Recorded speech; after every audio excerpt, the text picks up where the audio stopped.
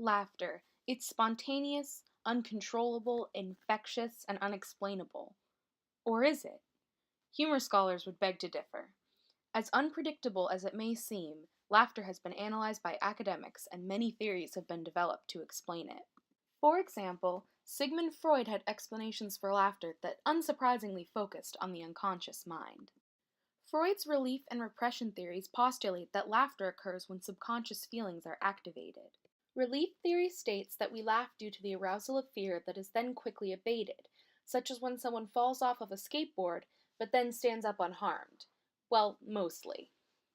Repression theory, on the other hand, claims that laughter is a gratification of primal urges.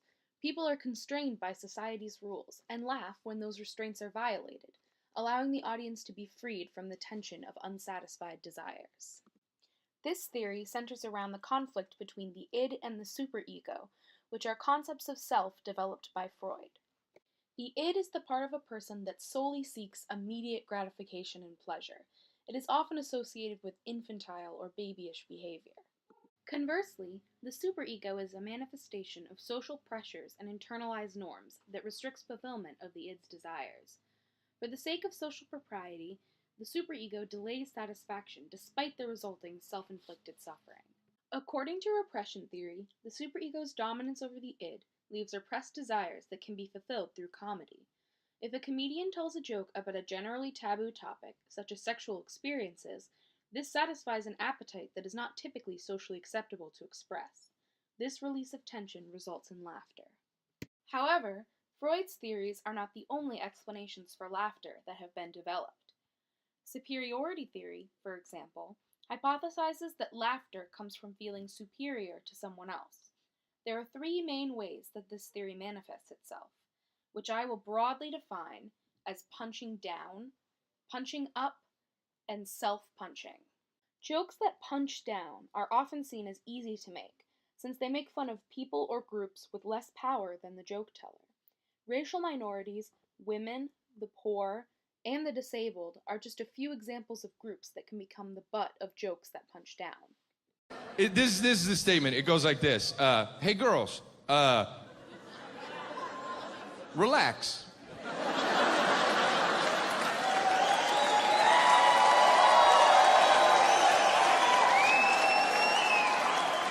Yeah, no joke, that's it. Just because you don't, you know what I mean?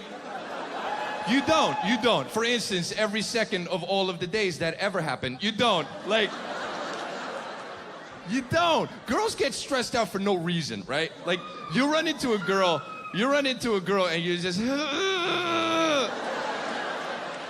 just fucking, you're like, what's wrong? I'm having the most stressful day. Like, it's 7:45 a.m. What are you talking about? Nothing could have happened yet. I know, but fucking... What? I can't. This joke is an illustrative example of punching down. Delia, as a man, is making fun of women, the historically less powerful group. He stereotypically represents women as crazy and overly emotional, using a caricature to get a laugh. His impersonation of a woman is an example of modern-day minstrelsy, which occurs when a comic takes on a stereotypical affect in order to represent a less powerful group. Punching up, as the name suggests, does the opposite. Jokes that punch up make fun of those with more power than the comic, such as the wealthy or the government.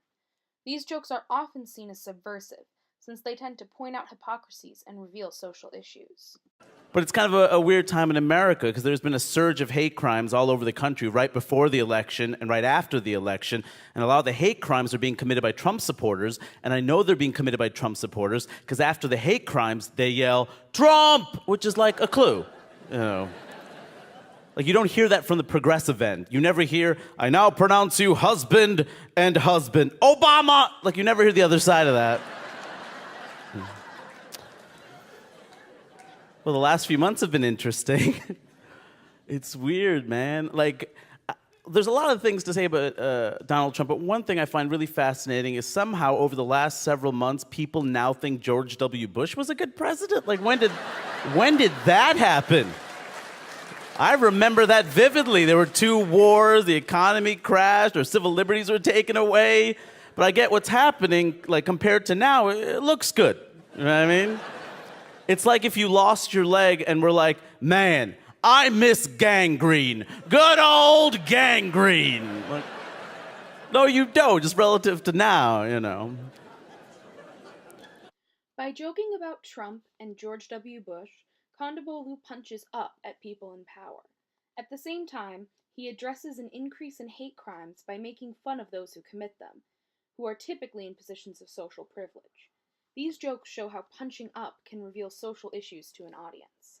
Self-punching, as I have chosen to call it, falls somewhere in between the previous 2. As you've probably guessed, this refers to self-deprecating jokes that make fun of the joke teller themselves. This kind of humor has the potential to subvert biases and stereotypes by revealing how ridiculous they are, but it also risks reinforcing negative or degrading stereotypes. And I never cook. I serve milk and magnesia as a dip, which I find, very effective. You never have to make dinner. Where's everyone going? Oh, absolutely. My sex life is, can we talk here? My sex life has changed. In the beginning, we'd have, like, you know, make love, and we'd sit up and we'd talk. Now, 10 minutes after we make love, he goes right to sleep. I'm always screaming, please, keep your eyes on the road. I mean, it's just make up your mind. No, but it's and it's because I'm not good in bed, okay? You should know yourself. Know thyself. I am not, it all goes back to my first sexual experience. I should be good in bed, because my first sexual experience was at 12, you know, this afternoon. But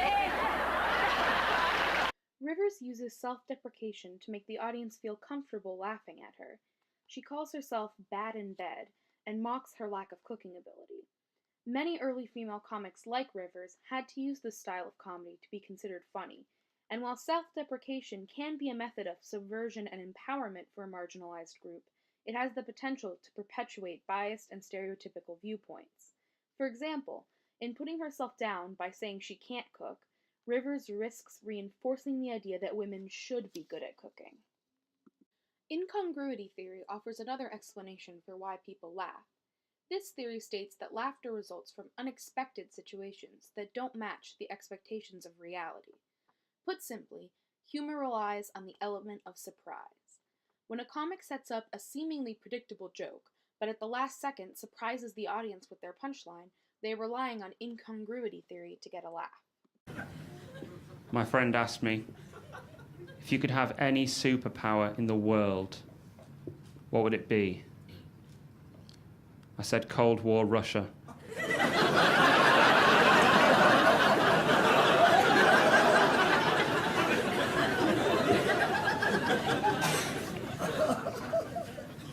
So I'd like to leave you with a big finale. I'd like to recite the periodic table. Hydrogen, helium, lithium, beryllium, boron, carbon, nitrogen, oxygen!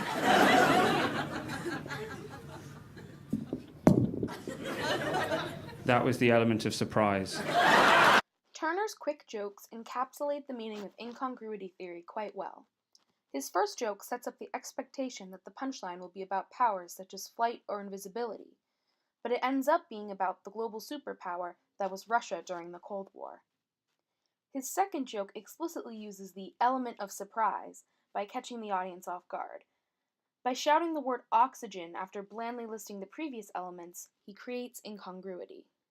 Finally, benign violation theory combines ideas from the previous theories and creates a somewhat more comprehensive explanation for why people laugh. This theory argues that while humor does derive from incongruity, or from the violations of social norms, as Freud would claim, these violations are only funny if they are benign, or harmless. If the violation is too extreme or upsetting, then people may not find the joke funny. This theory essentially establishes a comedic sweet spot, where a joke is neither too extreme nor too safe and boring. This is what evokes laughter from the audience. Clearly, the debate over laughter has not yet reached a definitive conclusion, but to many scholars, it's no laughing matter. There are arguments to be made for all of these theories, and consensus among scholars is unlikely. The only thing that everyone can agree on is that we all love to laugh.